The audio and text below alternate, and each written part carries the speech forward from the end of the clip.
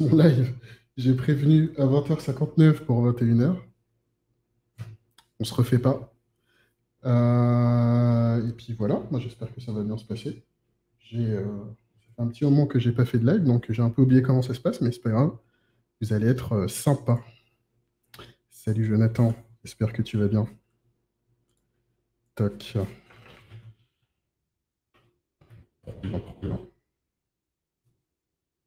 Bon. On va pas se précipiter, on va attendre un petit peu, comme je viens de le dire. J'ai prévenu un petit peu tard, comme d'hab. Donc on va attendre que les personnes se connectent petit à petit. N'hésitez pas à faire un petit coucou sur le chat, pour ceux qui ne sont pas connectés et qui sont un peu invisibles. Comme ça, on sait que vous êtes là. Bon, Jonathan, comment ça va? J'espère que tu n'as pas trop chaud. Moi, je suis en train de souffrir. Là, concrètement, tu vois, j'ai un petit ventilo qui m'aide vite fait. Pas tant que ça. À la rentrée. Toc. J'essaie de le mettre bien là pour qu'il m'aide un peu plus parce que c'est compliqué quand même. La température est en train de redescendre un petit peu, mais c'est pas encore tout à fait ça. Bon, ce que je vous propose ce soir, du coup, c'est de parler d'un sujet qu'on évoque pas du tout. Je suis pas sûr de l'avoir vu une seule fois dans la commu. Donc je me suis dit, tiens, il y a peut-être un truc à faire. Et je me suis dit, tiens, il y a peut-être un truc à faire. Il était 20h56. Donc c'est pas vraiment préparé. Euh, mais j'espère que ça va bien se passer. Que je vais pas dire de bêtises. Normalement, non. Mais on va parler des index. Finalement, vraiment, qu'est-ce qui fait le scale dans une base de données? Qu'est-ce qui vous permet d'aller le plus loin possible? Et la réponse est très clairement comment on gère les index. Et je pense qu'on va partir là-dessus. Évidemment, on va répondre aux différentes questions s'il y en a. On fera du Xano. Et avant ça, évidemment, on va expliquer comment ça marche un index, qu'est-ce que c'est, permettre à tous de comprendre. Et surtout, comment ça fonctionne une recherche dans une base de données. Et c'est ce qui va nous permettre d'aller approfondir un petit peu ce sujet des index. Voilà, j'espère que ce petit teasing du sujet vous plaît. En tout cas, moi, ça me plaît. Donc, égoïstement, je vais dire que ça va être top. Alors, comment on commence? Il faut que je partage mon écran. Pour le début, je pense que je vais partager un petit Excel. Alors, il n'y a pas de data, mais ça va me permettre d'illustrer un petit peu mon propos et je pense que ça va être plus pertinent pour vous, pour pouvoir comprendre là où je veux en venir. Alors, toc, je me souviens même plus comment il faut faire. Parfait. Excel. Magnifique. Ou pas. Alors, déjà, pour savoir, avant de se lancer euh, dans tout ce qui est index, il faut déjà comprendre un peu comment ça fonctionne une recherche dans une base de données. Donc, le grand classique, c'est, j'essaie de me rappeler de mes cours, ça c'était incroyable parce qu'il y avait un exemple qui était vraiment très très bien et qui permettait de très bien comprendre. Si je vous en fait, dans une base de données, on l'a déjà vu dans les différents lives, on a des tables. Ces tables, donc, elles contiennent des informations. Et nous, ce qu'on veut, c'est pouvoir utiliser ces informations. Pour pouvoir les utiliser, évidemment, on va devoir trifouiller un peu dedans, rechercher des données pour pouvoir les afficher, les transformer, les envoyer quelque part d'autre. Bref, on peut tout imaginer avec nos data. Donc, comment ça fonctionne? Je vais prendre un exemple très simple. On va chercher sur des chiffres. Donc, je vais mettre en place une liste au pif. Là, vraiment, j'appuie sur des chiffres. Je ne fais pas attention, mais j'essaie de ne pas mettre deux fois les mêmes. Il m'en manque un ici. Et j'ai mis le 9. Donc, évidemment, je saute des colonnes. Comment ça fonctionne, une recherche dans une base de données? Imaginons que Ce que vous voyez là, c'est la représentation de votre table et de vos datas. Donc vous allez vouloir faire quoi? Vous allez vouloir rechercher un élément dans cette liste. Donc on va dire que là, je sais pas, je vais rechercher 3. Très bien. Donc qu'est-ce que va faire votre système de base de données pour rechercher 3? Ah, salut Kevin. J'espère que tu vas bien. Ça fait un moment qu'on s'est pas croisé. Ça fait plaisir. Donc votre système de base de données, qu'est-ce qu'il va faire? Il va aller chercher ligne par ligne. Il va regarder, est-ce que 3 est égal à 5? Non. Est-ce que 3 est égal à 8? Non. Est-ce que 3 est égal à 4? Non. Est-ce que 3 est égal à 9? Non. Est-ce que 3 est égal à 1? Non. Est-ce que 3 est égal à 3? Oui. Hop. Et là, il va s'arrêter. Il va dire j'ai trouvé. Et il va nous renvoyer notre data. Donc ça, c'est ce qui se passe quand on a une donnée déjà qui n'est pas... Et c'est vrai. Bah, écoute, Kevin, si tu vas au No Code Summit, bah, moi, j'y serai. Je serai au No Code Summit, donc ça pourrait être déjà un endroit où on peut se rencontrer. D'ailleurs, Jonathan, je sais pas si tu... Peut-être on en a parlé, je me souviens pas. Mais si tu vas au No Code Summit, eh ben, on se verra là-bas. J'y serai les 2 jours, hein, évidemment. Et j'ai un talk le mardi. Je ne dis pas tout. Vous pouvez aller voir sur l'agenda. Mon nom est noté. C'est passé à ça d'avoir un deuxième talk, mais on a eu petite coquille d'agenda qui fait que ce n'est pas mon deuxième talk. Je suis un peu déçu, mais écoutez, c'est comme ça. Alors, donc, déjà, qu'est-ce qu'on fait du coup pour pouvoir chercher un peu plus vite? Eh bien, notre liste, on va l'ordonner. 1, 2, 3, 4. Ce qui fait que si je recherche 3 maintenant, j'ai plus de chances, logiquement. Enfin, j'ai pas plus de chance, mais en fait, ça va être plus simple pour mon logiciel de base de données d'aller rechercher mes data.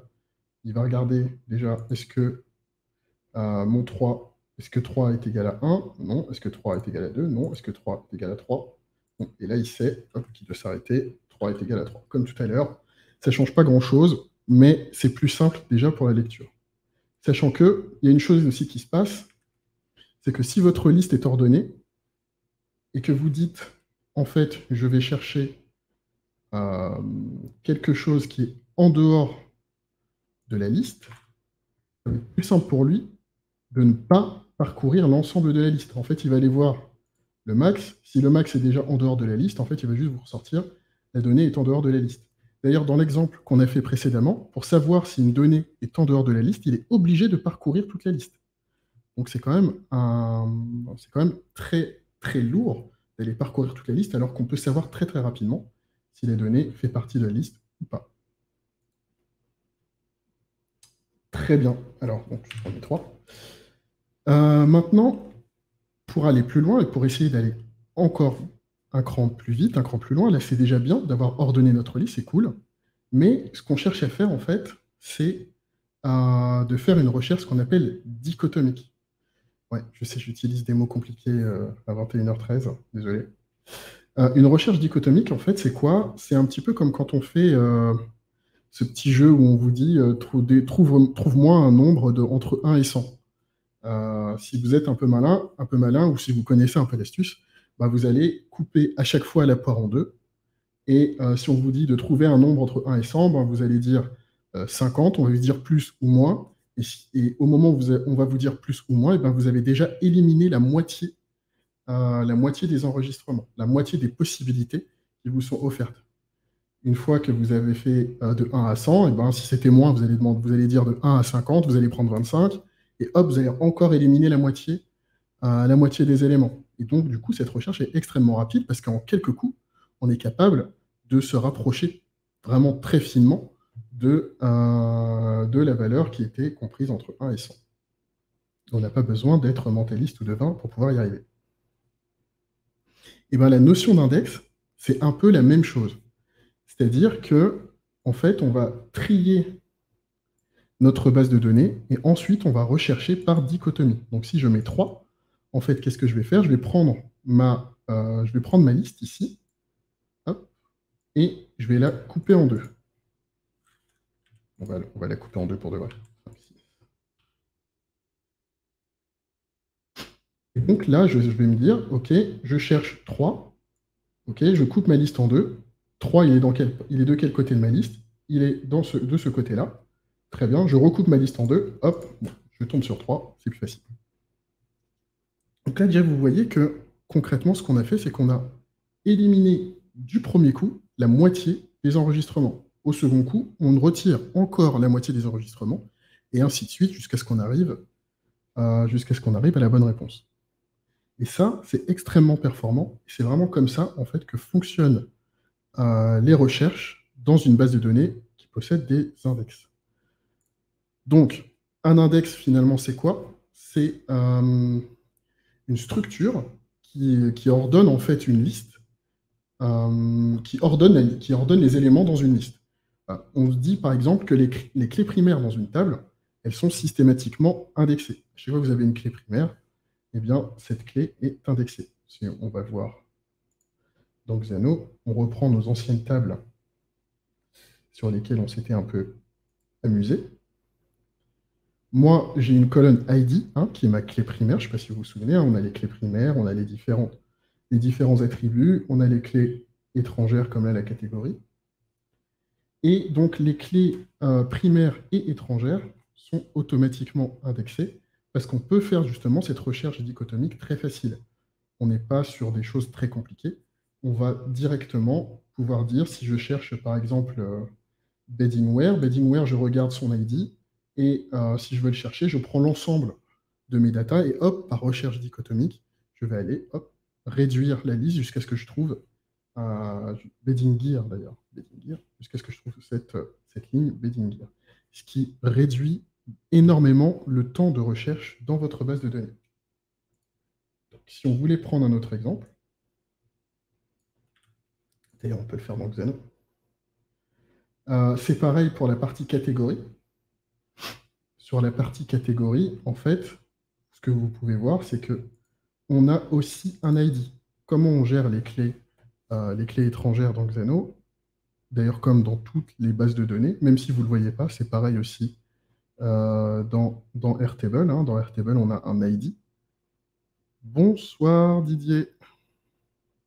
J'espère que tu vas bien et que ton bébé Zilio se porte bien. N'hésitez pas d'ailleurs, si vous êtes, si je dis des bêtises, normalement non, mais ça peut m'arriver. Donc n'hésitez pas à me corriger ou à poser des questions si ce que je dis n'est pas clair. Ça peut me permettre de reformuler. Donc ce soir, on va tenter de parler d'index. Ce que je disais, je ne pense pas avoir vu de sujet sur la partie index, alors que finalement, c'est vraiment par ça qu'on va améliorer la vitesse de nos bases de données. Donc j'étais un peu en train d'expliquer comment fonctionne la recherche dans une base de données, que quand on est dans une liste déstructurée, eh bien, on est obligé de chercher élément par élément jusqu'à ce qu'on arrive à l'élément qu'on souhaitait, que si on veut chercher un élément qui est en dehors de la liste, eh bien, on doit quand même se taper l'ensemble de tous les éléments, et qu'une fois qu'on a ordonné notre liste, on peut commencer à faire de la recherche dichotomique, donc à découper en deux à chaque fois, et réduire le scope d'éléments qui sont disponibles dans la liste jusqu'à trouver celui que l'on cherchait. Où j'en étais. C'est un peu si je vous prends un exemple de la vie réelle. Si par exemple vous utilisiez un dictionnaire, aujourd'hui un dictionnaire quand vous l'ouvrez, eh ben, il est classé par ordre alphabétique. Donc la plupart du temps quand vous cherchez un mot, vous avez deux possibilités. Soit vous allez chercher un peu dans le sommaire, soit en fait vous ouvrez une page au hasard. Moi je sais que je faisais beaucoup ça quand j'étais petit, quand j'étais plus jeune, quand j'utilisais les dictionnaires, que je n'avais pas encore Google. J'ouvrais mon dictionnaire à une page, je regardais à la lettre à laquelle j'étais, si la lettre était avant, eh bien, hop, j'allais encore ouvrir une autre page, etc., etc. Je faisais un peu de la recherche dichotomie, sans faire exprès, évidemment. Mais le principe reste le même. Si jamais je vous donnais un dictionnaire qui n'est pas trié, qui n'est pas rangé dans l'ordre alphabétique, qui n'a pas d'ordre que vous puissiez connaître, qu'on ne vous a pas donné l'ordre, en fait, le dictionnaire deviendrait totalement inutilisable. Ça ne vous servira à rien d'avoir un dictionnaire. Donc, c'est pour ça qu'on utilise aujourd'hui, qu'on utilise d'ailleurs depuis toujours, cet ordonnancement. On ordonne nos listes pour pouvoir ensuite faire de la recherche dichotomique. Qu'est-ce que ça veut dire? Donc, quand on est dans notre base, qu'est-ce que ça donne? Qu'est-ce qu'on peut faire en fait? Comment on peut matérialiser les index? Ici, dans Xano, donc, comme je vous l'ai dit, on a la clé primaire qui est un index. Alors, attendez, parce que je me souviens. Hop, voilà. Donc, ici, on a la liste des index qui ont été créés par défaut par la base de données. Donc, ici, vous voyez ce que je vous disais, hein. La clé primaire, c'est un index, ici, auto-incrément et unique. Ça veut dire quoi, auto-incrément? Ça veut dire qu'à chaque fois que je vais créer un enregistrement, euh, ça va se créer automatiquement. Je vais avoir un +1. Et c'est unique parce que je ne peux pas avoir deux éléments qui ont le même numéro dans mon champ ID. Ce qui va vraiment me permettre de pouvoir couper en deux à chaque fois, hop, mes éléments pour pouvoir rechercher plus vite. Toi, Didier, c'est quoi que tu utilises comme système de base de données sur Zilio? Je sais que j'avais vu l'architecture à un moment donné, mais je me souviens plus ce que tu utilises de ton côté. Alors, qu'est-ce qu'on peut dire de plus sur la partie index? Alors, les index, c'est très très bien. Par contre, ça a un désavantage, c'est que, en fait, quand vous créez un index, qu'est-ce qui se passe? Quand je crée, bon là, c'est pas le cas sur mon ID, mais si par exemple je voulais créer un index sur le nom article, en fait, qu'est-ce que va faire mon système de base de données? Donc, je vais essayer de reprendre assez rapidement ma table. ID créa. Bon, je ne respecte pas les règles, hein, tant pis. C'est juste pour pouvoir créer rapidement les champs.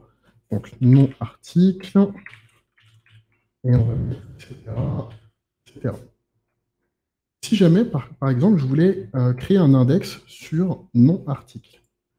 Pourquoi je voudrais créer un index sur nom article? Parce que peut-être que j'ai une base, je suis je sais pas, un e-commerçant, j'ai des centaines de milliers de références, je suis Amazon, j'ai des centaines de milliers de références. Qu'est-ce que je vais vouloir faire? Je vais vouloir faire en sorte que la recherche sur mes articles soit plus rapide, évidemment, parce que si à chaque fois que quelqu'un allait sur le site, il tape n'importe quoi, et ça prend 30 secondes avant de lui ressortir les infos parce qu'il y a trop de données dans la base, et ben en fait, les gens, ils arrivent, ils tapent une recherche une fois, ils le font peut-être deux fois, et puis ensuite, ils passent au suivant, ils vont sur un autre site où ce sera plus rapide. Donc, quand on fait un index, qu'est-ce qu'on fait? Donc, concrètement, imaginons que euh, je crée mon index sur ma table non article. Donc, qu'est-ce que va faire mon système? Lui, il va créer une copie de la table non article, de ma colonne, pardon, non article, qu'il va ordonner. C'est ce qu'on disait tout à l'heure. Pour pouvoir faire de la recherche dichotomique, il faut avoir une liste ordonnée. Donc lui, il fait quoi?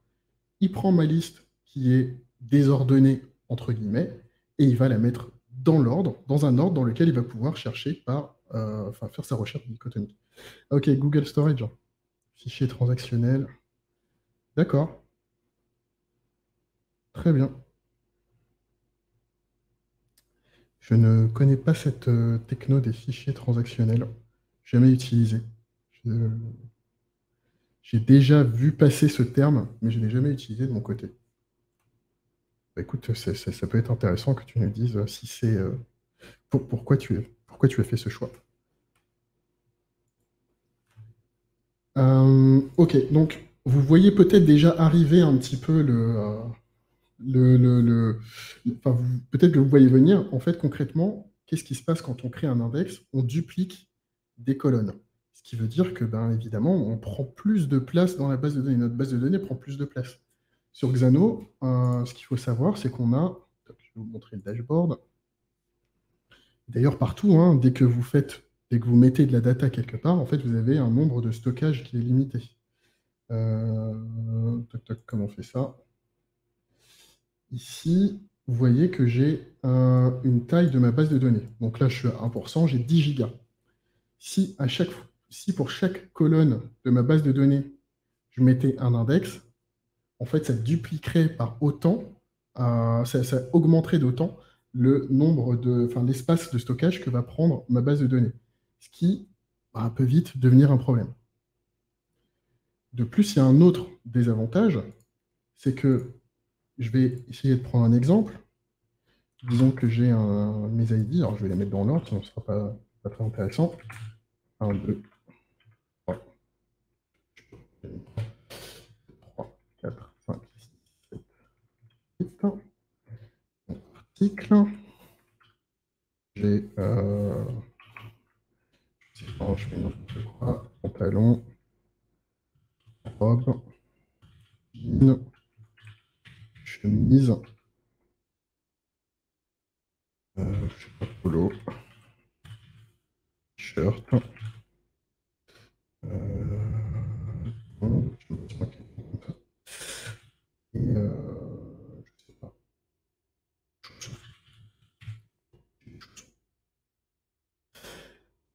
Lui, qu'est-ce qu'il va faire? Ce qu'il va essayer de faire, c'est d'ordonner cette liste, comme on l'a dit, pour pouvoir la parcourir plus rapidement. Donc, on va mettre dans l'ordre. On va peut-être écrire chausson, chemise, regardez, chemise, bon, je ne note pas tout, etc., etc. Donc, il a ordonné ma liste, il a réordonné, il a ordonné tout court, parce que là, la liste, on voit que ce n'est pas forcément rangé, c'est rangé par ID, mais ce n'est pas rangé par nom d'article. Donc là, ce qu'il va faire, c'est qu'il va me l'ordonner dans un ordre bien spécifique, mais si jamais demain je décide de retirer chemise, ou je le modifie, je le supprime.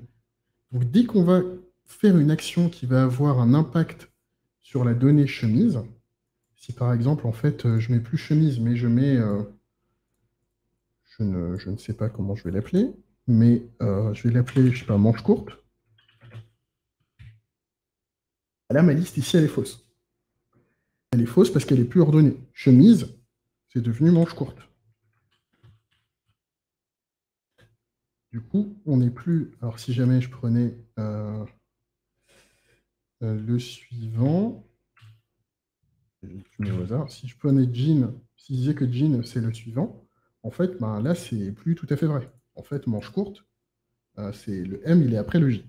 Donc, je suis plus ordonné. Donc, qu'est-ce qui va se passer? À chaque fois que je vais ajouter une donnée, que je vais modifier une donnée, enfin, en tout cas, la donnée non article, ou que je vais en supprimer une, je vais devoir refaire l'ordonnancement de ma colonne. Et quand on refait cet ordonnancement de la colonne, qu'est-ce que ça veut dire concrètement? Ça veut dire qu'à chaque fois qu'un de vos utilisateurs va aller faire une action dans votre application, eh bien, l'action de mise à jour, de création, de suppression va prendre plus de temps, parce qu'en plus de faire l'action que vous lui avez demandé, lui, il doit régénérer votre index pour que votre table soit toujours correctement indexée et que la recherche soit toujours aussi rapide. Et donc, ça peut avoir des impacts sur la performance. Donc, je pense qu'on peut, sur des énormes volumes de données, on va énormément plus vite sur la recherche. Par contre, ça a un désavantage, c'est que sur la partie ajout, on est un peu plus lent. Voilà. Donc ça, il faut le savoir parce que ça peut avoir un impact, ça peut vous empêcher évidemment de scaler ou tout simplement d'avoir un outil qui répond de manière qui ne prend pas 3 heures à chaque fois que vous allez faire une modif. Donc, si jamais je voulais mettre des index sur toutes mes colonnes, parce que ça va plus vite en recherche, eh ben, j'impacterais en fait toutes les modifications possibles sur ma table, ce qui serait vraiment très très négatif. Donc, ce qu'on voit là, c'est qu'on peut faire une recherche, un index, pardon, sur une colonne, mais on peut aussi le faire sur plusieurs colonnes, ce qui peut avoir un intérêt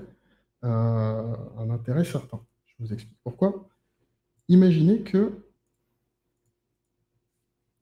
j'ai une date de création pour chacun de mes éléments.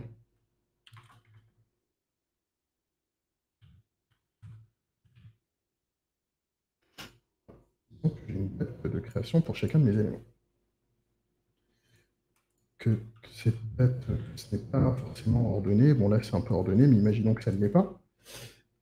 Je pourrais dire, en fait, je veux créer un index sur date création et non article. Pourquoi? Parce que, en fait, à chaque fois que je fais une recherche, en fait, je veux rechercher et par des dates création et par nom d'article. Donc là, ce qu'il va me faire, il va me faire exactement la même chose. Il va m'ordonner ma date création. Et à chaque fois qu'il y aura un doublon de date création, eh bien, il va m'ordonner par nom article. Donc là, typiquement, qu'est-ce qu'il va faire? Ici, il va nous mettre 10-09-2023. Il va nous dire pantalon. Ensuite, il va nous mettre 12-09-2023. Il va nous écrire jean. Encore 12-09-2023. Il va écrire, il va nous ranger, hop, robe. Ce qui fait qu'on est ordonné par date de création, puis on est ordonné par nom article. Donc ça, c'est très puissant quand on a des recherches multicritères et que tous les critères sont présents dans la recherche. Alors, ça c'est vrai sur PostgreSQL. Je ne sais pas si c'est PostgreSQL, c'est la base de données qui est derrière Xano et qui est derrière aussi Supabase. Je ne sais pas si c'est vrai dans toutes les, pour tous les systèmes de base de données. Pour être honnête, je ne me souviens plus. Mais en tout cas, c'est sûr que pour cela, en tout cas, ça fonctionne comme ça. Pourquoi ça fonctionne comme ça? Parce que si jamais je voulais faire ma recherche, que je voulais chercher par pantalon, par nom article, une fois que j'ai mes deux index, si je voulais ne chercher que par nom article, en fait, vous voyez que ma liste nom article n'est pas ordonnée. Donc ça n'aurait pas de sens. En fait, je reviendrai à l'exemple que je vous ai donné au départ de recherche sur une liste qui n'est pas du tout ordonnée.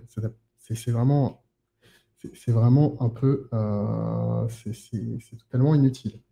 Donc pour pouvoir rechercher, je suis obligé au moins de chercher par date de création.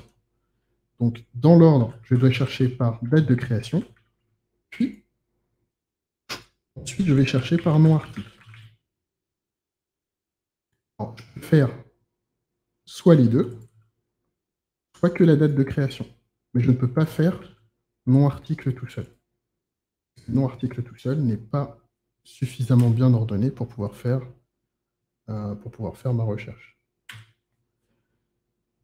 Je ne sais pas s'il y a beaucoup d'utilisateurs de Xano là connectés. Je n'ai pas regardé les listes des personnes qui sont présentes. N'hésitez pas à me dire hein, si vous utilisez Xano ou si vous avez des questions, si ce que je dis n'est pas du tout clair. Ah ok Didier, c'est un choix pragmatique.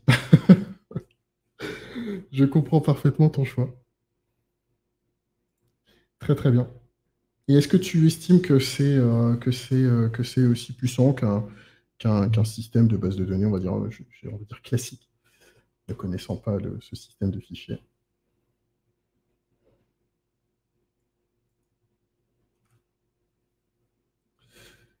Donc voilà. Et donc, même chose, même avantage, c'est-à-dire qu'on va gagner 10, 15, 20, peut-être 100 fois, on va aller 100 fois plus vite pour faire des recherches, mais on va perdre un petit peu sur la partie mise à jour. Et là, on va perdre un petit peu sur la mise à jour, sur date de création, non article. À chaque fois qu'on va modifier l'un des deux, on va être obligé de régénérer notre index pour qu'il reste cohérent et qu'on puisse continuer de chercher 10, 15, 20, 100 fois plus vite dans notre base. Et on est vraiment sur ces ordres de grandeur, c'est-à-dire que on n'est pas là pour gagner, pour grappiller des millièmes de secondes. On va vraiment diviser par 10, voire diviser par 100 nos recherches quand on est sur des très très gros volumes de données. D'accord, Didier. Ok. Très clair. Ouais, PostgreSQL, c'est vraiment la vie. Je suis très content parce que ces temps-ci, je me mets à faire du SQL dans Xano et je revis sur certaines choses. Voilà, ça fait une semaine et demie, 2 semaines peut-être que je me suis lancé dans le SQL, dans Xano, et je redécouvre, je revis un peu. Ça fait plaisir de refaire un peu de SQL. Je sais que s'il y a des développeurs, ils vont dire que c'est bizarre d'aimer faire du SQL, mais moi, j'adore ça. Écoutez, voilà, je pense que c'est tout ce que j'avais à dire, en tout cas sur cette petite notion d'index. Qu'est-ce qu'on peut faire? On peut peut-être ensuite aller jouer un peu dans Xano. Peut-être qu'on peut tenter d'ailleurs de faire des index dans Xano et voir ce que ça nous donne. Alors sur des petits volumes de données comme on l'a là, ce ne sera pas forcément extrêmement parlant sur 1000 lignes. Bon, 1000 lignes, en fait, c'est vraiment dans l'univers des bases de données, 1000 lignes, c'est strictement rien, en fait. C'est une poussière dans une base de données. Ça commence à être pertinent quand on a plusieurs dizaines de milliers, plusieurs centaines de milliers, voire plusieurs millions de données. En dessous, ben, en fait, le désavantage de mise à jour est plus grand que. Enfin, est plus grand, c'est pas vraiment plus grand, mais enfin, si, c'est quand même. Le désavantage sur la mise à jour est quand même problématique par rapport au gain que l'on a quand on fait une recherche. Donc là, concrètement, qu'est-ce qu'on va faire? Hop, je vais faire une recherche. Je vais faire une recherche normale. Toc. Ah oui, on s'était amusé à faire des jointures la dernière fois. Bah, je ne vais pas les casser parce que ça pourrait nous servir dans un autre live. Là, hop, ce que je vais faire, c'est juste que je vais retirer mes jointures, retirer mon filtre. Pas du tout, c'est pas du tout ça que je voulais faire. Si, c'était ça. Retirer mon filtre. Toc. Et je. Ah oui, je ne suis pas connecté. On avait fait aussi un système d'authentification. Et là, je lance ma recherche. Donc là, déjà, vous voyez que c'est quand même très rapide. Pourquoi je vous dis ça? Parce qu'on est sur une base qui a 1000 lignes et on est à 0,08 secondes pour pouvoir gérer cette requête. Alors, ce que je vais faire, c'est que je vais aller chercher un élément dans ma liste. Hop. Qu'est-ce qu'on a comme élément? Je vais en chercher un, on va dire plus ou moins au milieu. Allez hop, kidsring. Parfait. Donc là, qu'est-ce que je vais faire? Je vais lui dire, je veux rechercher nom article égale kidsring. Toc. Et là, vous voyez, j'ai 2 éléments. Je suis encore plus rapide, cette fois-ci j'étais à 0,003. Ce que je vais faire, c'est que je vais me créer un petit index.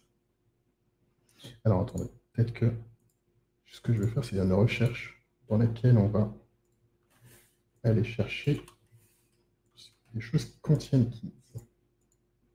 Ah, pas du tout. Hop, clouds, voilà. J'ai 30 éléments qui contiennent keys. Ah oui, oui, carrément. J'utilise Xano tous les jours. Tous les jours, tous les jours. C'est mon job quotidien. Mon job quotidien. Je fais pas mal de WeWeb, mais surtout beaucoup, beaucoup, beaucoup de Xano. Ceux qui viennent de se connecter, on vous voit. On vous voit, n'hésitez pas à venir faire un petit coucou, à lever la main pour dire que vous êtes là. Donc, ce que je vais faire, ça va être assez simple, c'est que je vais créer un index sur ma base. Toc. Salut Mathieu, j'espère que tu vas bien. Et j'espère que tu es en train de te reconvertir à WeWeb Excel. Alors, donc, ici, on a la possibilité donc, de créer des index. On a des types d'index. Donc, nous, ce qu'on cherche à faire, on ne cherche pas à créer un champ de type unique. Hein, typiquement, je ne sais pas, je vais dire une bêtise, mais disons que vous avez une table avec des factures.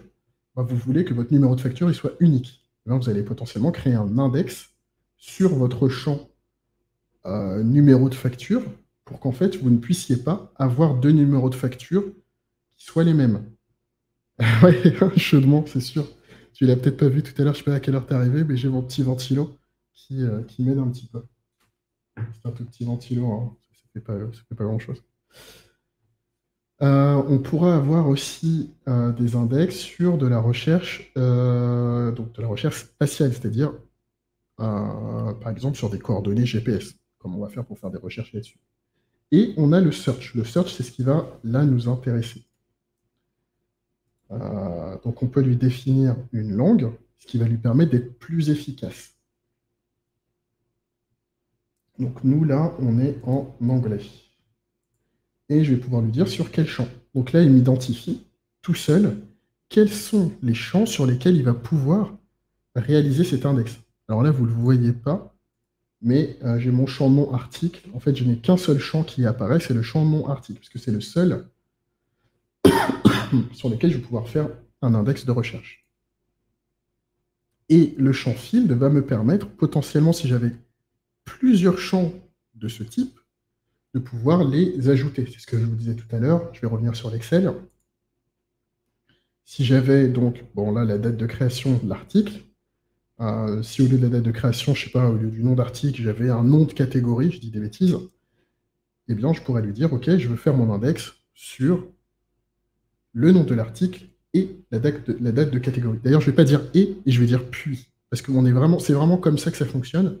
C'est si je fais un index sur plusieurs colonnes, c'est je prends les deux colonnes et je dois pouvoir chercher, et ça marche de gauche à droite. C'est-à-dire, je fais mon index d'abord sur la première colonne, puis sur la colonne suivante si jamais j'ai des doublons. Toc. Donc là, on va faire que sur une colonne, non article. On sauvegarde. Là, vous ne voyez pas vraiment de différence. Lui, il me dit qu'un index a été ajouté. Très cool. Là, vous ne l'avez pas vu parce qu'il y avait ma grosse tête devant. Mais ce qui se passe, c'est que là, visuellement, dans la table, ça ne change pas grand-chose. Si je regarde dans l'index, eh bien, je vois que j'ai un index de type search. Et qu'est-ce que je vais pouvoir? Qu'est-ce qui va se passer dans mes endpoints? Je vais pouvoir lui dire, je ne sais pas si on prend un jour direct, je vais pouvoir lui dire maintenant, vous voyez, j'ai ça qui est apparu. Search 1, je vais pouvoir chercher sur mon index. Et ça, c'est l'opérateur, là, le search. Vous voyez, j'ai un nouvel opérateur qui est l'opérateur unique. Si je change, ici, je remets nom article. Vous voyez que j'ai mon égal, mon différent, etc., etc. Pas mal de choses. Et si je me mets sur le search, j'ai qu'un seul opérateur qui est l'opérateur search, qui va me permettre donc de faire ma recherche et d'être beaucoup plus efficace. D'ailleurs, cette recherche, elle est full text, c'est-à-dire que je vais pouvoir rechercher et avoir un, comment on appelle ça? Là, ce que je viens de créer, c'est le fuzzy search en fait sur Xeno. Je vais pouvoir aller chercher un morceau imaginons que vous avez des descriptions et que vous cherchez à l'intérieur de ces descriptions. Si je tape kids dans un champ qui a des descriptions de plusieurs dizaines de mots, plusieurs centaines de mots, eh bien, il va aller me rechercher la description pour les descriptions dans l'ordre. Ouais, c'est quand même assez incroyable. Sur Bubble, je pense que vous avez ça. C'est vraiment le champ Fuzzy Search. Je crois que ça s'appelle Fuzzy Search, ou ça doit être un truc dans ce genre-là. C'est le même principe. C'est le même principe. Donc là, si par exemple j'avais des noms de films, c'est souvent ce qu'on voit. Si j'avais des noms de films et que dans ma base de films, en fait, je cherchais Karate Kid, si je tape Kid, en fait, il va me rechercher tous les titres de films dans lesquels il y a Kids. Il va me les ranger par ordre de pertinence qu'il utilise, qu'il considère lui comme pertinent. Et moi, je peux lui dire, OK, bah maintenant, fais-moi un tri par pertinence. Et donc, je vais prendre tout en haut celui qui semble le plus pertinent. Si j'écris Karate Kid, il va me rechercher tout ce qu'il y a karaté et kid, et, parfois il va me ressortir que ceux où il y a kid ou que ceux où il y a karaté, et il va me remonter, il va me mettre en haut de ma liste ceux où il y aura karaté kid qui seront potentiellement collés. Je schématise un peu, mais c'est le principe. Toc. Et là, alors, toc, toc, toc. Qu'est-ce qu'on a fait la dernière fois dans la base? On a fait beaucoup de choses, hein. On a fait des add-ons, on a fait un eval. Ok, c'est drôle. C'est drôle qu'on ait été jusque-là. Très très bien. Donc là, si j'avais des centaines d'enregistrements, donc là j'en ai que 30, donc c'est assez facile, mais si j'avais des centaines de milliers ou des millions d'enregistrements, cette recherche aurait été extrêmement rapide, serait beaucoup plus rapide qu'une recherche classique. Si tu mets des plus ou des guillemets sur ton input dans le search, écoute, je ne sais pas. Je ne sais pas si ça fonctionne. On peut tout à fait regarder. Pour être honnête, je n'ai pas fait ce test. Alors, ce que je vais faire, c'est que je vais déjà tenter juste de le mettre entre guillemets pour voir ce que ça donne. Tac. On est aussi là pour faire des tests, hein. Donc, ça n'a rien changé. Si je tente, mais je ne sais pas si ça rajoute de la pertinence. Tu vois, je ne sais pas dire, par exemple, si... voilà, ça, c'est un opérateur de recherche, le pourcentage. Je ne sais pas dire. Hop. On va toujours trouver 30. Ouais, c'est normal qu'il en ait trouvé 30. On va faire un test en fait plus violent. Je vais lui dire.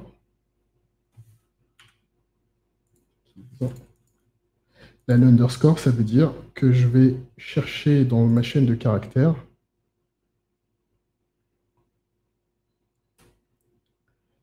Ah oui, d'accord. Alors, normalement, c'est les deux.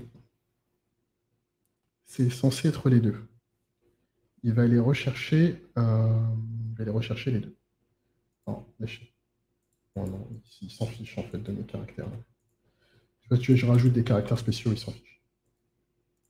Là, comme en plus ma liste est en anglais, j'aurais pas d'exemple probant. Ouais, les trois. T'as raison. T'as raison. En fait, il va pas s'occuper de la casse, hein, il va aller chercher juste le plus pertinent. Ensuite, qu'est-ce qu'on va faire? On va modifier notre index. Hop, je vais le virer. Quand je le vire, je vais aussi retirer mon expression ici, je sauvegarde, je reviens dedans. Et donc là, vous pouvez voir, hop, ça a disparu, puisque je n'ai plus d'index. En tout cas, je n'ai plus la recherche telle que je vous l'ai proposée tout à l'heure. Donc ce que je vais faire, par contre, maintenant, c'est que je vais créer hop, un nouvel index. C'est pareil, là, ce que j'ai fait tout à l'heure, c'était l'index de type search, hein, donc le fuzzy search, et là, j'ai créé l'index de type index un peu classique. Hop. Et là, en fait, sur cet index-là, vous ne voyez pas de différence particulière. Sauf que ce qu'il a fait, malgré tout, en back-office, on va aller regarder, c'est que vous voyez, j'ai un index, j'ai mon nom article ASC. ASC, ça veut dire qu'il l'a trié. Donc ce tri, c'est ce que je vous disais tout à l'heure. En fait, j'ai sauté un petit peu du coq à l'âne, mais là, il m'a dupliqué dans un espace qui n'est pas directement accessible, mais il m'a dupliqué en fait ma colonne non article et il l'a trié par ordre croissant. Hop. Donc ce que je vais faire, c'est un peu comme tout à l'heure. Je vais aller rechercher kids.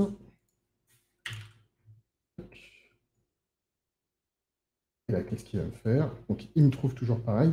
Évidemment, là, comme on n'a pas assez de données, c'est dommage, ce ne sera pas assez pertinent pour que vous puissiez voir la différence. Mais concrètement, là, si on avait eu des millions de données, des centaines de milliers de données, on aurait gagné énormément de temps sur notre recherche. Moi, déjà, je l'ai fait sur une base qui contient plus ou moins 500 000 enregistrements. Et sur 500 000 enregistrements, je fais à peu près x15 sur la vitesse de ma recherche. Bon, aussi, c'est sur des longs caractères, c'est sur des caractères un peu longs, mais je fais quand même x15 sur ma recherche. Pas x15, x5, pardon, excusez-moi. x5. Question bête, hein, mais ça peut... Alors, attendez, hop. Question bête, mais ça peut peut-être servir. J'avais oublié qu'on pouvait afficher les commentaires. Mais ça peut servir à faire du sorting côté back-end plutôt que front-end sur de gros volumes de données. Alors, c'est pas vraiment un sort parce que concrètement, en fait, ton front, lui, va jamais voir ton index. Lui, il n'en sait rien que tu as un index. C'est utile vraiment quand tu vas faire ta recherche. Quand ton front, il va dire, OK, c'était sur Amazon, quand tu vas taper, je sais pas, pile électrique, en fait, lui, il va aller taper dans l'index, mais ton front, lui, il ne sait pas que c'est indexé. Donc, lui, ce qui va te remonter ton front, si jamais tu n'as pas fait de tri, lui, il va te remonter ça. Il va te remonter ta liste désordonnée. Sauf que quand tu vas aller rechercher, dans ta base de données, ça va te ressortir la donnée. Enfin, il va aller chercher dans la donnée ordonnée pour pouvoir faire la recherche dichotomique. Je ne sais pas si tu étais là au début du live, mais j'ai expliqué que, en fait, les index, ça sert à faire quoi? Ça sert à ordonner les valeurs qu'il y a dans une colonne pour pouvoir ensuite faire de la recherche dichotomique. Donc le principe de la recherche dichotomique, hein, c'est de dire j'ai un ensemble de tailles inconnues, et à chaque fois que je vais pour pouvoir trouver l'élément que je veux, ben, je vais découper. En fait, je vais prendre la moitié de tous mes enregistrements, je vais regarder dans quelle moitié devrait se trouver en fait mon élément, et ensuite, hop, je vais redécouper en deux, je vais regarder dans quelle moitié, hop, je vais redécouper en deux, je vais regarder dans quelle moitié, etc., jusqu'à ce que j'arrive sur mon élément. Ce qui, en fait, est beaucoup plus rapide que, pour reprendre l'exemple que je donnais tout à l'heure, si jamais on te dit trouve-moi un nombre entre 1 et 100, bah, en fait, c'est très compliqué de trouver le nombre entre 1 et 100 si tu n'appliques pas une méthode. Donc, ce que tu vas faire, si tu veux me donner des nombres au hasard, je vais te dire plus, je vais te dire moins. Bon, tu n'as pas vraiment de méthode. Si maintenant tu as une méthode bien ficelée, comme la recherche dichotomique, si je te dis trouve-moi un nombre entre 1 et 100, bah, tu vas me dire 50, moi je vais te dire plus, ok, plus, tu vas me dire 75, et etc. Tu vas réduire en fait le scope d'éléments possibles pour pouvoir faire ta recherche. Ce qui va te permettre en quelques coups de pouvoir trouver le nombre auquel je pensais. J'espère que ça répond à ta question. Mais non, ce n'est pas du coup de. Ce n'est pas du. Ça ne va pas faire du tri dans ton front. Ok. Malheureusement, tu as raté mon superbe Excel. Je te le montre quand même. C'est incroyable. J'adore Excel. Enfin, en tout cas, Google Sheet. Hein. Mais mes exemples du début, j'espère qu'ils étaient parlants. En tout cas, j'ai essayé de faire au plus simple. Tu as vu ça? Je devrais faire des copies d'écran de mes Excel. Je devrais les garder pour la postérité. On verra. Ce sera peut-être fait un jour. Donc voilà, donc on a parlé à NFT de Code France. Ouais, c'est une bonne idée, c'est une bonne idée. On y réfléchira, on y réfléchira. Donc, on a parlé des index, de à quoi ça sert, pourquoi on le fait, quels sont les avantages, quels sont les désavantages. on a fait deux types d'index dans, dans nos bases de données. On a fait l'index de type full search, qu'on appelle fuzzy search dans le milieu. Vous avez la même chose sur Bubble. On a ça un peu partout, hein, d'ailleurs. Hein. C'est ce qui vous permet de faire des recherches full texte euh, très rapides. On a créé un index un peu plus classique dans notre base. Et donc, moi, la fonctionnalité qui me fait plaisir ces temps-ci sur Xano, c'est la fonctionnalité qui permet de faire des requêtes SQL. Alors, on ne va pas faire des trucs très compliqués, hein. Je ne vais pas me lancer dans des requêtes complexes dans ce live. Je le ferai peut-être un autre jour quand je serai moins fatigué. D'ailleurs, comme vous pouvez voir, j'ai déménagé et je vais bientôt me faire un petit setup. Alors là, bon, j'ai un petit logo un petit poster Pac-Man que ma fille a collé. Donc, comme elle n'est pas suffisamment grande, il n'est pas très haut, mais on va le remonter. Et puis, je vais compléter mon setup et il y aura bientôt des choses derrière moi. J'espère que ça donnera un petit côté sympa. Donc, donc dans Xano,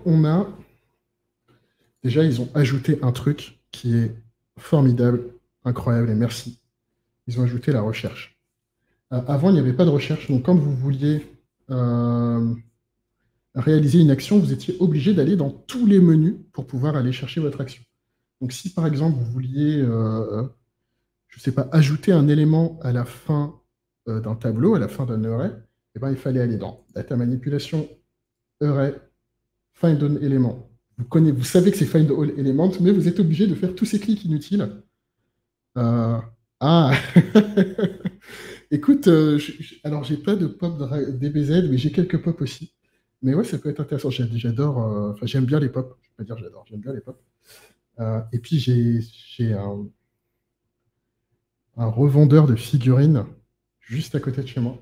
Je me tâte, à chaque fois que j'y vais, tu vois, je me dis, j'achèterais bien des figurines. Mais, mais après, ça fait pas très sérieux parce que c'est aussi mon setup de boulot. Donc quand je suis en train de bosser, avoir que des figurines derrière moi, je sais pas. Mais peut-être, pourquoi pas. On verra. Ah merde, 153. Ah oui, tu dois avoir une petite vitrine. Une petite vitrine de pop. Trop bien. Écoute, ma fille fait la collection de pop Harry Potter et un peu Naruto. Mon fils aime bien les pop Naruto. Ils sont indexés. Trop bien. Donc du coup, tu peux les retrouver très très facilement. Et ça, c'est incroyable. Les yeux fermés, tu peux les retrouver. Et ma femme aussi fait la collection enfin, elle en a un peu, on n'a pas trop, mais pas beaucoup, mais elle a aussi une pop Dune. Et j'adore cette petite pop Dune de Jessica. Voilà. Donc, ouais, comme je vous disais, vous allez pouvoir maintenant dans Xeno faire vos recherches de manière très simple, faire vos actions de manière très simple. Là, je vais faire un find all. Je tape find et hop, magie. Je n'ai plus 36 clics à faire. Il est là, je peux cliquer dessus. Et donc, ça, c'est vraiment une énorme avancée parce qu'avant, il fallait cliquer. Et puis parfois, on ne se souvient plus d'où est-ce que c'est rangé parce que c'est le truc qu'on n'utilise pas tout le temps. On connaît le nom de la fonction, mais on ne sait pas où elle est. Moi, ça m'est arrivé plein de fois. En fait, il y a un élément stop and debug qui permet de faire un peu de débugage. Oups, j'ai fait mal de trucs, ça marche pas. Et le stop and debug, franchement, à chaque fois, je me trompais entre. J'allais dans custom. J'allais pas au bon endroit et je me faisais tout le temps avoir, tout simplement. Je me faisais tout le temps avoir. En plus, ce qui est vraiment très très cool, mince, j'ai fait une bêtise. Toc. Ce qui est vraiment très très cool, c'est que vous pouvez aussi chercher dans les fonctions que vous avez créées. Donc là, nous, on avait créé, ah trop bien, on avait créé des fonctions. Donc là, je peux aller chercher mes fonctions. Si je fais, si je tape vente, toc, je peux aller utiliser la fonction que j'ai créée. C'est nouveau depuis quand? C'est nouveau depuis pas si longtemps que ça. C'est pas si vieux. Je ne saurais pas te dire. Ouais, alors ça, c'est un truc de fou. C'est un truc de fou. Ah ouais, Non, c'est pas une semaine, c'est pas une semaine, mais ça doit faire peut-être un mois, 2 mois peut-être, max. Et ouais, il y a eu trop de nouvelles choses. Il y a eu trop de nouvelles choses. Et là, du coup, bon, on y va en avance. On va faire direct.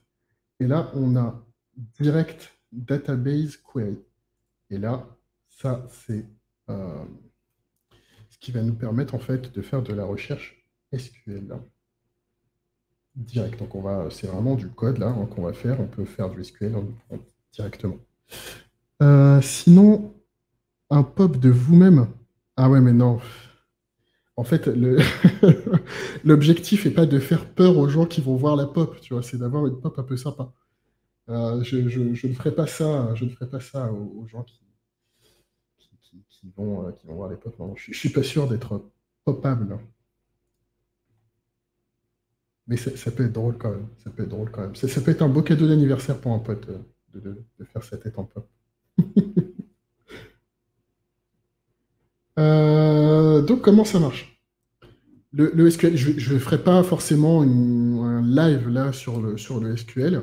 Peut-être si ça vous intéresse, on pourrait faire ça sur un prochain live, parce il y a des heures, voire des jours, et des semaines, voire des mois même, de discussion sur ce qu'il est possible de faire avec le SQL. Moi, je vais juste vous montrer un petit exemple, parce que ça peut être intéressant. Alors, comme je n'ai rien préparé, évidemment, je ne sais pas exactement ce que je vais faire, mais c'est pas grave, on va s'en sortir. Alors, on va faire quelque chose sur la table article. On est dans hop, article. Donc, on va faire un peu la même chose que. euh, Qu'est-ce qu'on va faire? On va faire un. Ça vous intéresse SQL? Trop, trop bien. Eh ben, écoutez, on fera un live dédié au SQL. Alors, peut-être pas la semaine prochaine, parce que j'aimerais bien. J'ai une des personnes qui travaille avec moi qui a un niveau exceptionnel sur BWeb. S'il regarde ce live, salut à toi. Il est peut-être un peu tard, donc je ne pense pas qu'il va être en train de le regarder. Un peu tard chez lui, en tout cas. Mais j'aimerais bien qu'il vienne faire une petite démo de certaines choses qu'on a mis en place, parce que c'est quand même assez impressionnant. Toc. Alors, pour pouvoir faire des requêtes SQL, il faut savoir, alors ce qu'il faut faire, c'est ouvrir la doc, hein, parce que la première fois, je ne vous cache pas que c'est impossible de le faire. Là, je vous fais un petit exemple. On a dit là, c'est la requête de base, c'est affiche-moi tout. Ah, trop bien, trop bien, trop bien. C'est vrai il y a nos amis de la Réunion qui lancent leur deuxième batch de formation WeWeb Exano. On leur souhaite que du bonheur. Voilà. Donc là, ce que je vous disais, si vous essayez de faire euh, une requête SQL classique, vous allez être vite déçu. Vous allez être vite déçu parce que, en fait, vous allez beau avoir envie de taper les noms des tables qui sont dans votre base de données, ça ne marchera jamais. Ça ne marchera jamais. Pourquoi? Parce que, alors, comment c'est fait?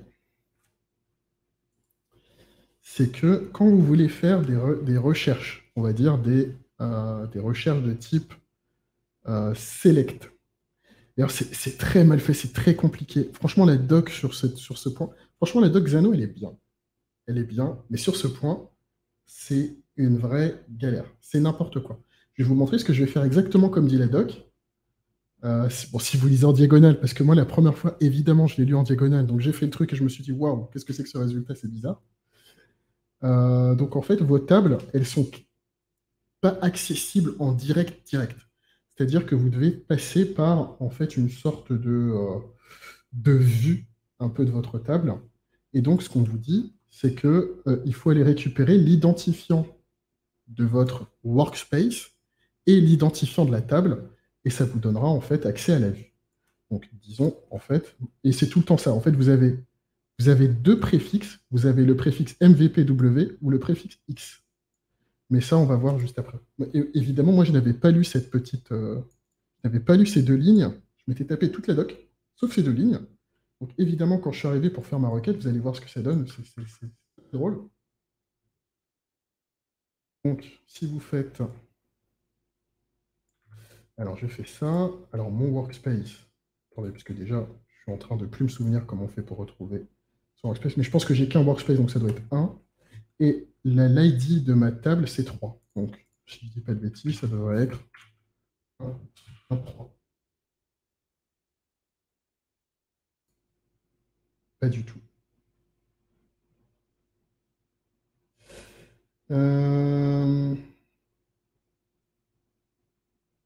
MVPW. Alors, ça ne marche pas. Parce que je suis un peu, en fait, je vais le faire directement comme ça. Sinon, évidemment. Qu'est-ce qu'il dit? Petit retour en arrière, c'est possible. Pourquoi faire une requête SQL dans Xeno? Alors c'est pas un retour arrière parce que je ne l'ai pas expliqué. C'est juste que je me suis dit que c'était. Je me suis dit, tiens, c'est bien, on va peut-être parler de SQL. Alors, pourquoi faire du SQL dans Xeno? Moi, j'ai deux cas d'usage dans lesquels je fais du SQL dans Xeno. C'est, en fait, alors, je te montre rapidement. Dans les choses que tu peux faire dans Xeno, tu peux donc aller chercher des records, on va dire de manière un peu classique, avec le query all. Tu peux aller chercher un record unique avec le get record, etc. Tu as plusieurs actions. Ce qui manque dans Xeno, c'est des actions de masse. Donc, on a la possibilité de faire des adds en masse, et ça, c'est vraiment très, très bien. Moi, c'est ce qui me permet de gagner beaucoup de temps quand je fais mes ajouts, par exemple, de fichiers Excel ou de fichiers texte, même sur des dizaines de milliers de lignes, on est sur quelques secondes. C'est vraiment très rapide. Si tu essayais de le faire euh, sans le bulk, là, hein, la mise à jour de masse, hein, qui s'appelle bulk, ben, en fait, ça te prendrait. Alors, tout au début, c'était quand même il y a très très longtemps, il y a presque un an, je ne savais pas vraiment comment faire ça. Je crois qu'il n'y avait pas encore ce bulk. En fait, je le faisais euh, avec une boucle. Et donc, chacun de mes éléments, je faisais un add sur chacune de mes lignes. Donc, imagine quand tu as 50, 60, 70 000 lignes, ça prenait une demi-heure pour de vrai. C'est-à-dire que je cliquais et je pouvais attendre une demi-heure tranquille. Je savais que voilà, que ça allait prendre à peu près ce temps-là. Ensuite, ils ont mis le bulk. Donc, avec le bulk, c'était incroyable parce que je suis passé de une demi-heure à 5 minutes. Et après, j'ai optimisé mon truc jusqu'à réussir à faire quelques secondes. Et je le montre d'ailleurs dans un des lives que j'ai mis le premier live sur la chaîne YouTube de No Code France. Et le deuxième, il n'est pas encore dispo, même si je l'ai mis, mais je crois que je l'ai mis en non répertorié parce que j'ai pas fait de description, il est brut. Mais je devrais peut-être le mettre quand même si j'ai pas de description. Mais on va pas trop savoir de quoi on parle dedans. Et dans ce live, donc je montre en fait, si je dis pas de bêtises, hein, je crois que c'est dans ce live-là, où je montre comment je fais un peu autrement que ce que propose Xeno et que ma méthode est beaucoup plus rapide. Je ne sais plus par combien on a divisé le temps de mise à jour des données, mais c'est comme ça que j'ai ajouté, je ne sais pas si vous vous souvenez, là j'ai 1000 enregistrements, je les ai ajoutés avec cette technique dans la base. Donc j'ai fait les deux méthodes, j'ai montré combien de temps ça prenait, et c'est très bien. Bref, tout ça pour dire, je suis en train de me perdre dans mon explication, tout ça pour dire qu'en fait, donc j'ai la possibilité de faire un ajout de masse, ok, c'est très bien.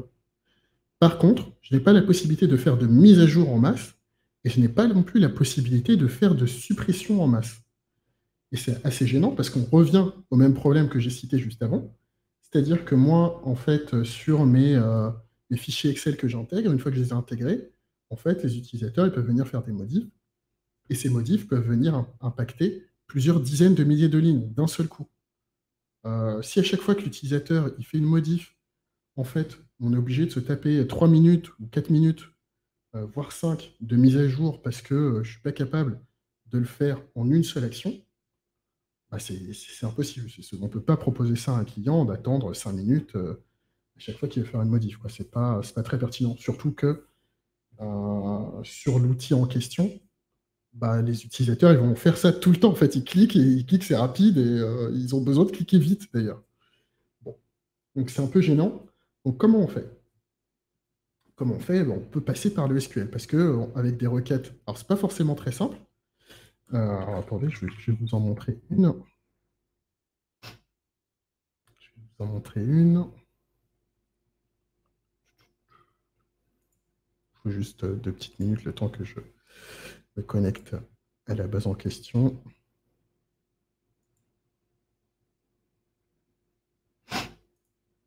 Tac.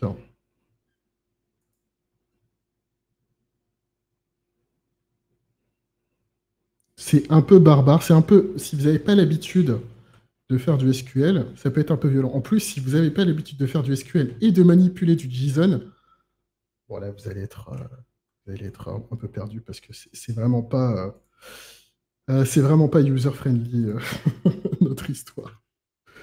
Alors, toc, toc. Donc, je vais le mettre ici, hein. Ça ne va pas tourner puisque je n'ai pas les données là.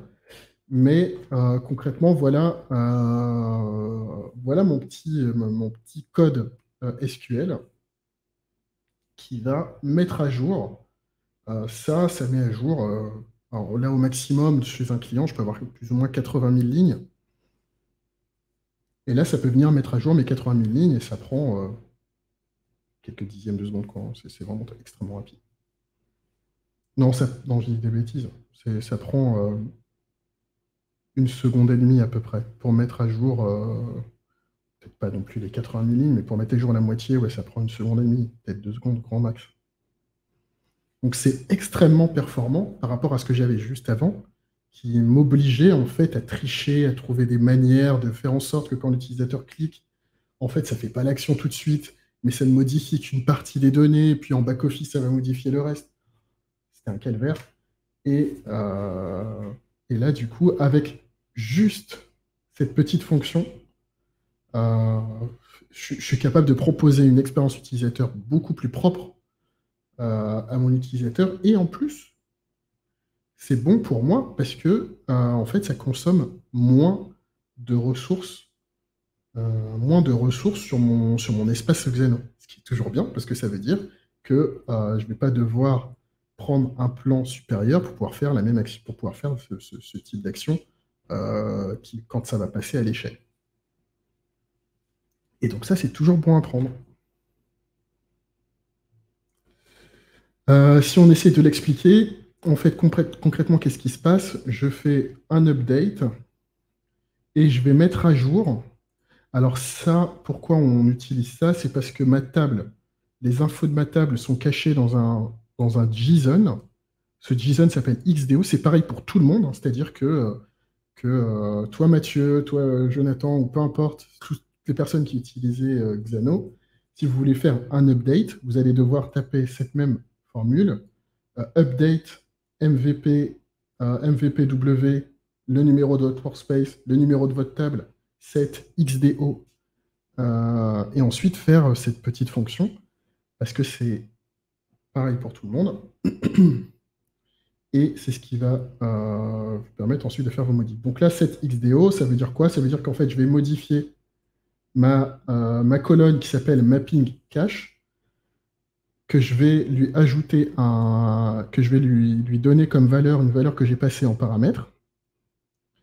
Et je fais des filtres et je vais je vais filtrer par compagnie, par numéro de compte. Je fais attention que ces deux champs-là enfin, que ce champ-là soit vide ou nul. Il peut y avoir une différence, ça peut arriver des fois que j'ai des champs vides et pas nuls, ou nuls et pas vides. Bref. Et ensuite, je lui dis aussi, et ça, je pense que j'ai passé plus d'une demi-journée à trouver cette façon d'écrire. C'était incroyablement compliqué. Euh, et même avec l'aide de ChatGPT, parce que ChatGPT m'a aidé quand même. Là, je lui envoie en fait une liste d'éléments. Donc, j'ai des codes journaux et j'en ai pour chaque client, j'en ai entre, je sais pas, entre 10 et 30. et je lui passe la liste de mes codes journaux en paramètres. Ah ouais, tu verras, c'est vraiment le jour et la nuit, Jonathan. Hop, je pousse le message. C'est vraiment le jour et la nuit parce que c'est quasiment instantané. En fait, c'est vraiment comme si tu l'avais fait dans la base de données et c'est vraiment très très rapide. Tu n'es pas obligé de faire une boucle et d'éliminer les éléments, de deleter les éléments un par un. Hop, tu fais une action, action commune, hop, tu supprimes tout, ça dégage et c'est très rapide. Et évidemment, c'est plus propre. Alors, j'ai du delete. Alors, attends, je vais te trouver un delete. Je vais te trouver un delete.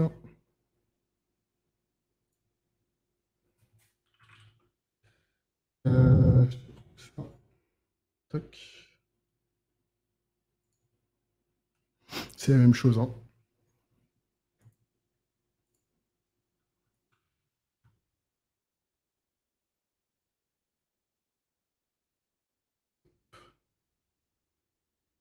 Et voilà, pour le delete, ça ressemble à ça.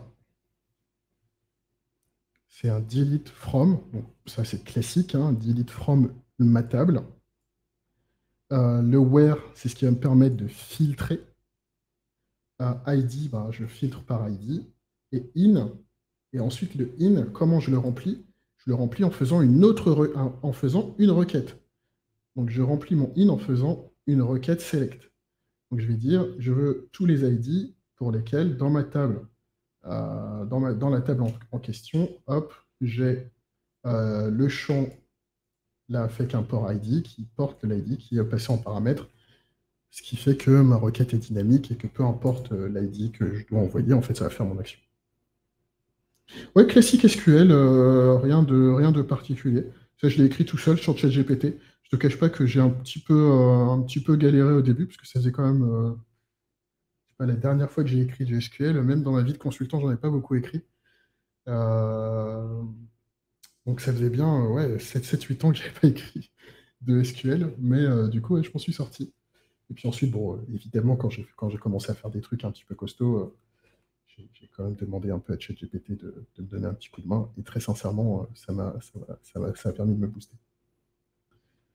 Galère plus à faire des boucles à part tout à l'heure. Ouais, c'est clair que de faire des boucles, c'est une galère. Là, je suis en train du coup de reprendre mes endpoints dans Xano pour les faire passer en fait sur ce modèle qui est beaucoup plus efficace. On peut dire, allez, je vais peut-être me faire taper sur les doigts, mais c'est un peu plus écolo parce que ça consomme moins d'énergie. Qui dit moins d'énergie dit bah, moins de ressources utilisées. Et donc, c'est aussi, allez, je vais mettre des gros guillemets quand même, mais c'est quand même mieux pour la planète. Voilà. Donc, je fais ce petit travail de refactoring, hein, on va dire, de mes fonctions Xano.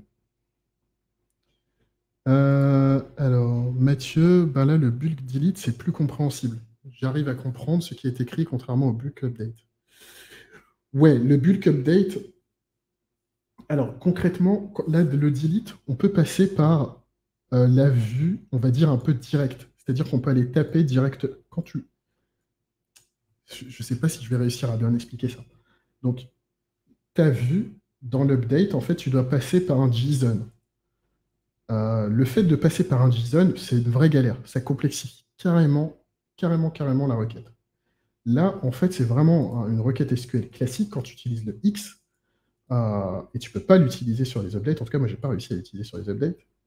Euh, donc, quand tu utilises le X, en fait, tu peux aller directement taper sur ton champ comme si tu tapais en fait en SQL normal. Et c'est plus logique, c'est plus clair, c'est plus simple à mettre en place. Et donc, ça devient quand même relativement lisible. Une fois que tu sais à quoi ça sert from, à quoi ça sert where, bon, ensuite le reste, select ID, bon, c'est presque lisible, on va dire. Si tu as fait un tout petit peu de SQL, c'est lisible. Si tu n'en as jamais fait, il faut juste expliquer à quoi servent les mots qui sont en couleur, mais sinon, voilà, c'est correct. Bon, alors, on peut quand même réessayer de faire notre petit select que je n'ai du coup pas réussi à faire. Select étoile. Alors, étoile, ça veut dire quoi? Quand on fait un select, alors, je vais juste le faire ici. Ici, le query all, là que vous avez, la fonction Xano, qu'est-ce qu'elle fait? Elle va faire la même chose que ce qu'on tape en SQL. Elle va faire un select étoile, enfin un select, et ici, dans les champs de l'output, ici, je vais lui dire select étoile, et il va me mettre tous les champs que j'ai cochés. Donc là, il va faire select étoile, select, pardon, nom article, virgule, prix article, virgule, catégorie ID, virgule, price and name. Ensuite, il va me faire un from, et le from, c'est le nom de la table. C'est la table article. Et il va me faire mon where, donc la custom query, where article.nom includes a like. Il va me faire like kids. Voilà. C'est comme ça qu'il me ferait exactement cette même requête si je devais la faire en SQL. Je crois que c'est like. Hein. Peut-être des bêtises. Je pense que j'aurais fait un like comme ça de manière spontanée. Mes langages connus, c'est JavaScript, JSON et un peu de méthode Ajax. Aïe, aïe, aïe, j'ai beaucoup souffert avec ça. Ça a été 10 ans de ma vie de faire du JavaScript et de l'Ajax, un peu avec du PHP.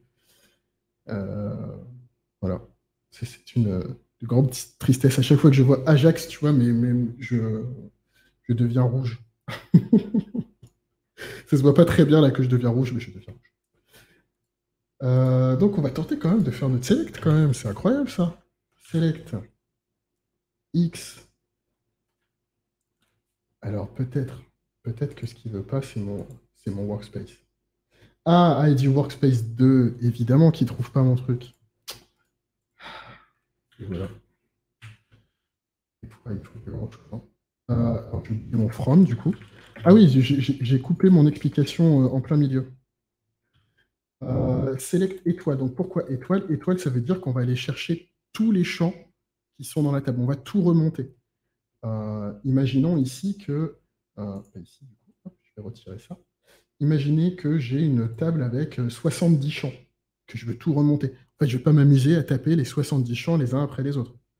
Je remonte tout d'un seul coup, et pour remonter tout sans avoir à le taper, je vais écrire étoile. Alors select étoile from, le nom de ma table, ça devrait fonctionner.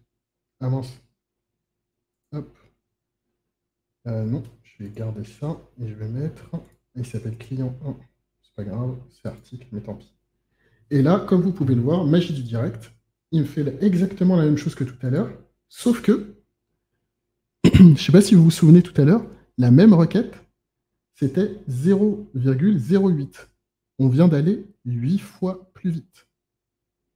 Alors évidemment, on est sur une toute petite source de données, j'ai que 1000 enregistrements, mais j'ai fait x8, enfin divisé par 8, pardon. C'est déjà énorme, 0,08 sur les 1000 enregistrements. Je suis allé plus vite que ma recherche indexée de tout à l'heure.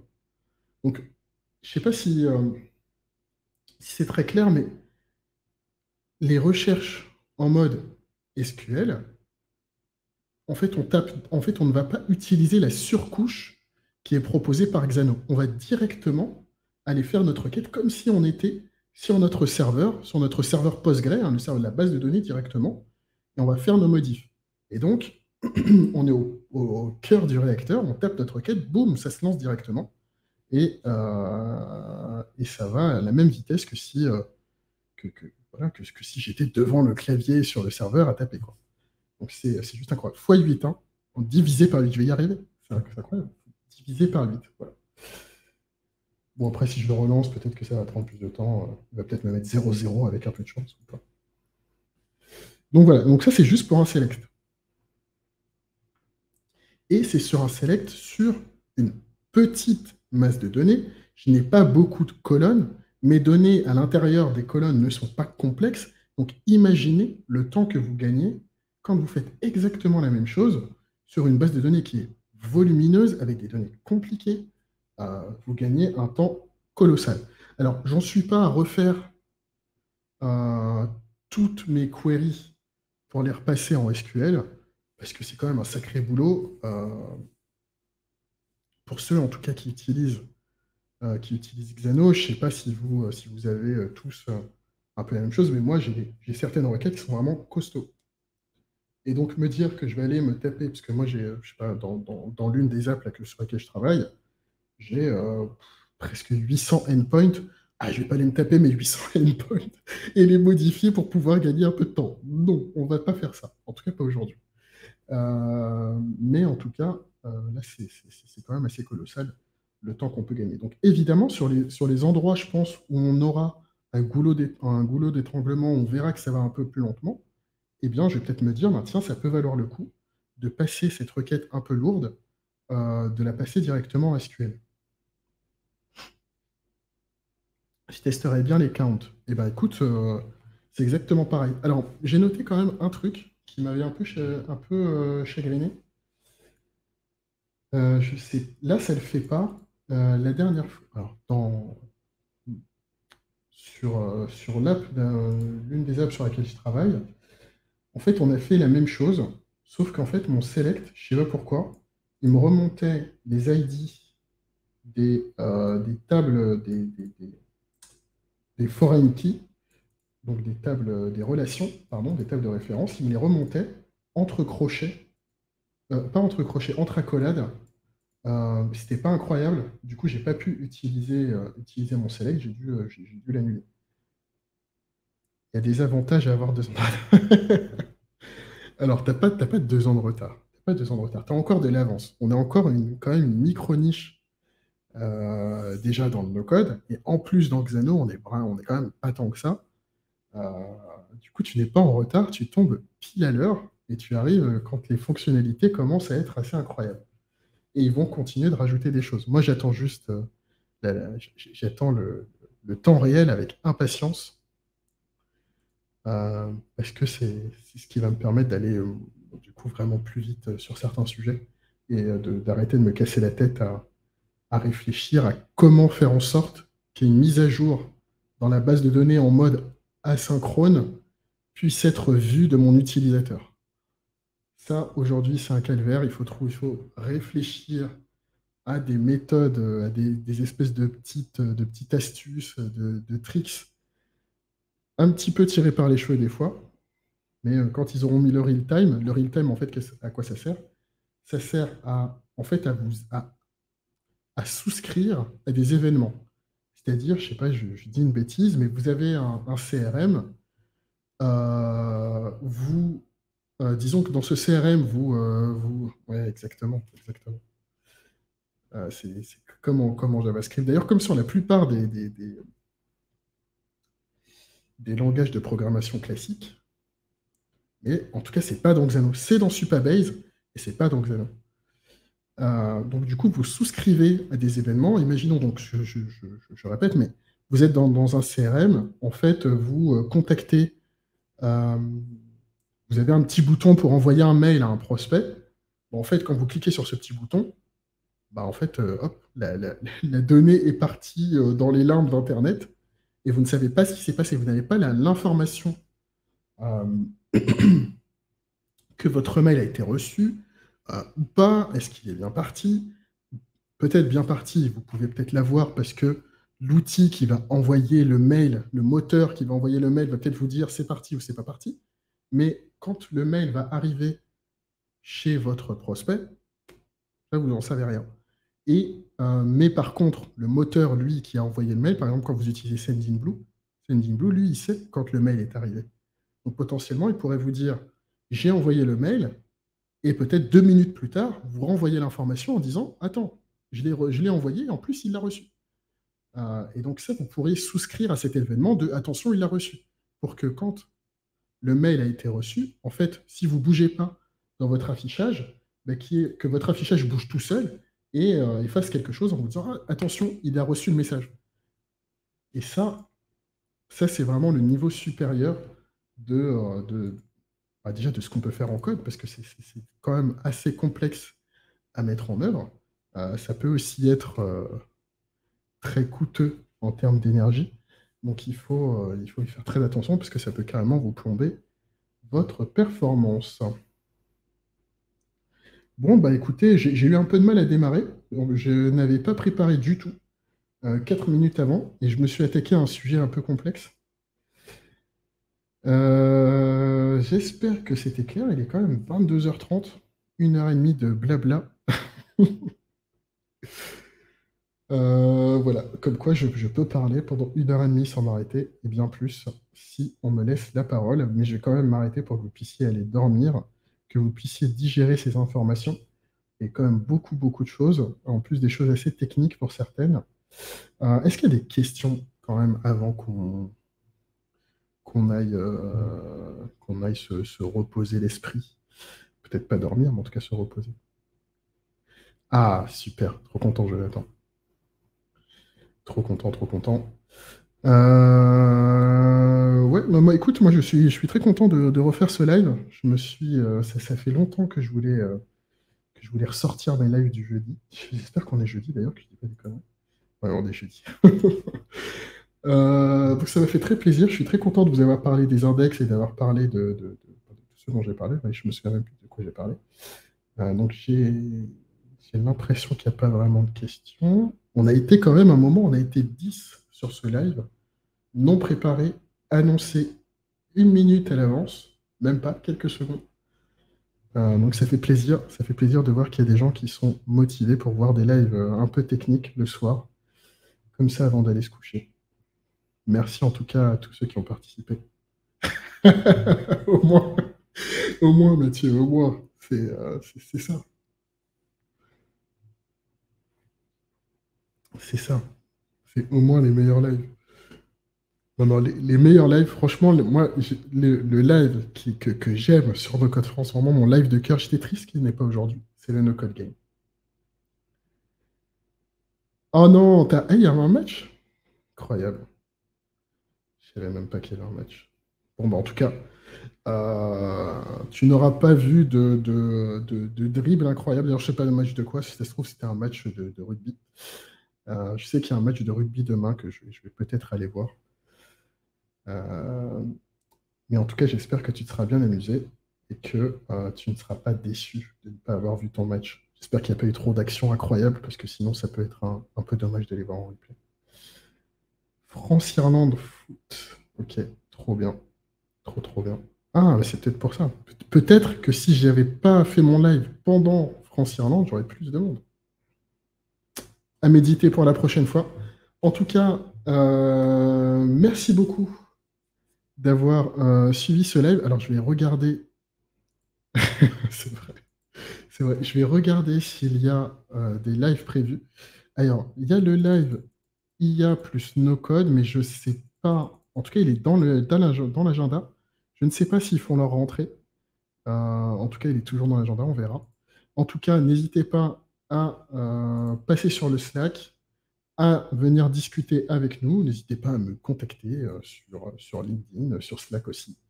Je réponds pas forcément très très vite, mais je réponds à tout, par contre. Je réponds à tout. Et puis voilà. On se retrouve peut-être la semaine prochaine pour un nouveau live. Peut-être qu'on fera plus de SQL. On va détailler un peu comment on fait du SQL, à quoi ça sert, les différentes fonctionnalités, et puis on ira peut-être un peu plus loin, on fera des trucs sympas. On essaiera peut-être de faire des requêtes avec des paramètres, parce que ça, c'est pas si simple. Et puis on fera peut-être des updates et des deletes, parce qu'on est des fous. Et puis voilà. Sur ce, il ne me reste plus qu'à vous dire bonne soirée, et on se revoit, j'espère, la semaine prochaine pour la suite. Allez, à plus.